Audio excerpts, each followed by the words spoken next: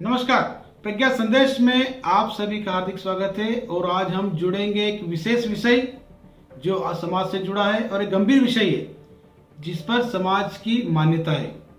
गंगा स्नान करने पर क्यों नहीं मिटते पाप। जी हाँ, विषय है गंगा स्नान करने के बाद भी क्यों नहीं मिटते हैं पाप। इस पर आज विस्तार से हम समझेंगे, देखेंगे कि इसका क्या प्रभाव गंगा स्नान का हमारे जीवन पर पड़ता है।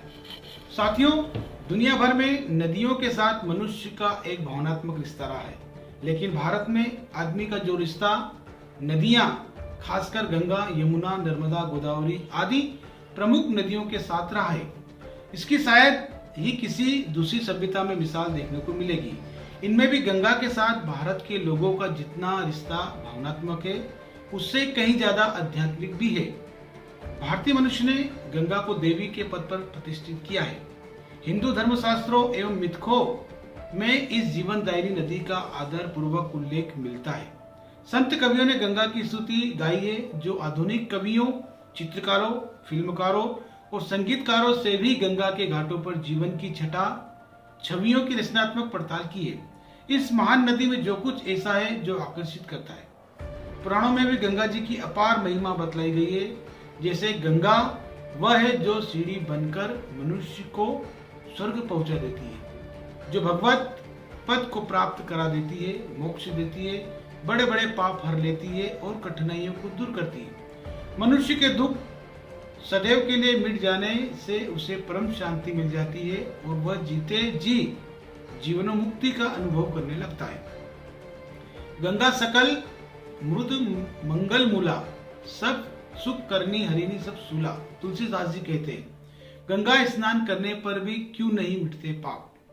कभी कभी हमारे मन में यह शंका होती है कि हमने अनेक बार गंगा जी में स्नान कर लिया और वर्षों से गंगा जल का सेवन भी करते आ रहे हैं, फिर भी हमारे दुख, चिंता, तनाव, भय, कलश और मन के संताप क्यों नहीं मिटे। हमारे जीवन में शांति क्यों नहीं आई। इसका बहुत सीधा सा उत्तर है मनुष्य का भगवान और उसके वचनों पर विश्वास न करना। जी हाँ साथियों, मनुष्य का शास्त्रों और पुराणों के वचनों पर विश्वास न करना इसका प्रमुख कारण है। शास्त्रों और पुराणों में जो कुछ लिखा है वह भगवान के ही वचन है।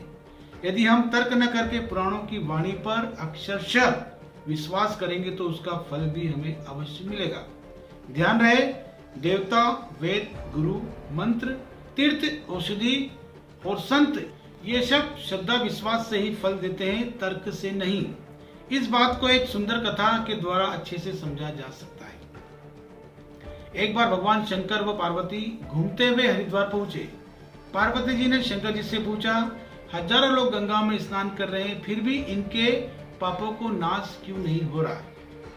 शंकर जी ने उत्तर दिया, इन लोगों ने गंगा जल स्नान किया ही नहीं, ये तो केवल जल में स्नान कर रहे हैं। अब मैं तुम्हें दिखाऊंगा कि वास्तव में गंगा स्नान किसने किया। भगवान शंकर ने गंगा जी के रास्ते में एक गड्ढा बनाकर उसे जल से भर दिया और साधारण मानव के वेश में उस गड्ढे में खड़े हो गए। शंकर जी कंधों तक डूबे हुए पानी में थे। उन्होंने पार्वती जी से कहा कि तुम गंगा स्नान करने वाले परिजनों से निवेदन करना कि मेरे पति को इस गड्ढे से बाहर निकाल दो, लेकिन शर्त यह भी है कि यदि तुम अपने जीवन में कोई पाप नहीं किया हो तभी इन्हें बाहर निकालने की कोशिश करना। जी हाँ, शंकर जी ने शर्त रखी है कि जिस व्यक्ति ने अपने जीवन में कोई पाप नहीं किया है वही व्यक्ति इन्हें गड्ढे से बाहर निकाले। अगर ऐसा नहीं किया तो भस्म हो जाएंगे। कई दिन बीत गए, हजारों लोग गंगा स्नान कर उस रास्ते से निकले, लेकिन शर्त सुनते ही शंकर जी को छूने की हिम्मत नहीं करते। यह कहते हुए चले जाते कि हमने इस जन्म में तो कोई पाप किया ही नहीं, पर पूर्व जन्मों का क्या पता नहीं हमसे कोई पाप हो गया हो। एक दिन एक व्यक्ति ने आकर पार्वती जी से कहा, मैं आपके पति को इस गड्ढे से बाहर निकालूंगा। पार्वती जी ने पूछा, क्या आपने कोई पाप नहीं किया है। उस व्यक्ति ने उत्तर दिया, मैंने बहुत पाप किए हैं, किंतु अभी मैंने गंगा जी में स्नान किया है, इसलिए मेरे सारे पाप नष्ट हो गए हैं और मैं निष्पाप हो गया हूँ। उस व्यक्ति ने जैसे ही भगवान शंकर को गड्ढे से बाहर निकालने के लिए अपना हाथ बढ़ाया, शंकर जी स्वतः ही गड्ढे के बाहर आ गए। जी हाँ, शंकर जी स्वतः ही गड्ढे के बाहर आ गए।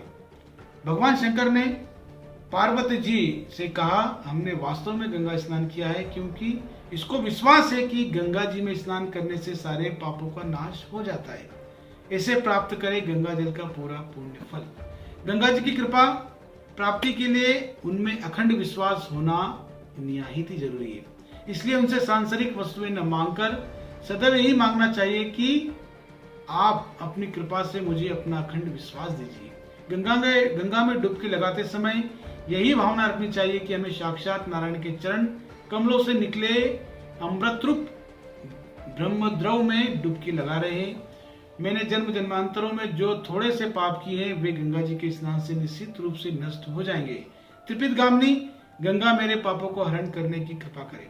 शास्त्रों में कहा गया है कि देवता बनकर ही देवता की पूजा करनी चाहिए। शास्त्रों में यहाँ तक लिखा है कि गंगा स्नान के समय जाते समय झूठ बोलना, लड़ाई झगड़ा, निंदा, चुगली, क्रोध, लोभ, लालच आदि आसुरी वृत्तियों का त्याग कर देना चाहिए और दान, दया, करुणा, सत्य, परोपकार आदि देवी गुणों का जीवन में परिपालन करना चाहिए, तभी गंगा स्नान का सफल होता है। साथ ही बहुत से लोग गंगा स्नान करने तो जाते हैं, किंतु शास्त्रों में बताई गई विधि के अनुसार गंगा स्नान नहीं करते। गंगा स्नान में ताश खेलना, सिगरेट पीना आदि कार्य करते हैं, इससे भी गंगा जल का पुण्य फल नहीं मिलता। लोगों के पापों को धोती रहने वाली गंगा जी को अब ऐसे पुण्य आत्मा की प्रतीक्षा है जो गंगा में से अपने पाप धोने नहीं जाए वरन पुण्य समर्पित करने जाए। ऐसे समर्पित आस्थावान लोगों की मां गंगा को आवश्यकता है। साथियों, आज हमने प्रज्ञा संदेश के माध्यम से जाना और समझा कि गंगा स्नान में किस प्रकार से, किस भाव के साथ हमें गंगा स्नान करना चाहिए। मिलते अगले क्रम में एक नए विषय के साथ। जब तक के लिए दे इजाजत। और चैनल को सब्सक्राइब नहीं किया हो तो आप सब्सक्राइब करें, अपने कमेंट दें और इस वीडियो पत्रिका को शेयर जरूर करें ताकि ज्ञान का आलोक जन जन तक पहुंचे और कई लोग इस पत्रिका के माध्यम से लाभान्वित हुए। मिलते अगले क्रम में जल्दी। जब तक के लिए नमस्कार।